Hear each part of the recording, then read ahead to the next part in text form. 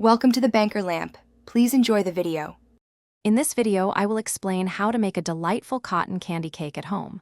First, gather your essential ingredients: a standard cake mix, your favorite frosting, and plenty of fresh cotton candy. Begin by preparing your cake layers as directed on the box, usually yielding 2 or 3 8-inch rounds. It is crucial to let these layers cool entirely before moving on to assembly, ensuring your cake holds its shape beautifully.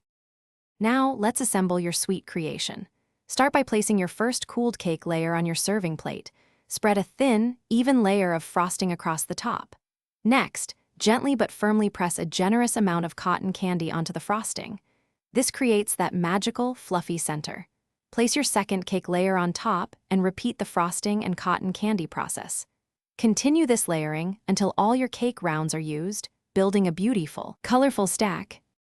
With your layers complete, it is time for the fun part: decorating. Use your remaining frosting to cover the entire cake, creating a smooth canvas. Now, for the signature look, gently attach more fresh cotton candy to the top and sides of your cake. You can add a whimsical touch with colorful sprinkles or a dusting of edible glitter. Remember to work relatively quickly during this stage, as cotton candy can begin to dissolve when exposed to air and moisture. To truly enjoy the unique texture and flavor of your cotton candy cake, it is best to serve it immediately after decorating. Cotton candy is quite delicate and will begin to dissolve when exposed to air and moisture, losing its fluffy consistency. For optimal enjoyment, aim to serve and consume the cake within 1 to 2 hours of assembly. If you happen to have any very short-term leftovers, store them in an airtight container, but be aware that the cotton candy's texture will likely change.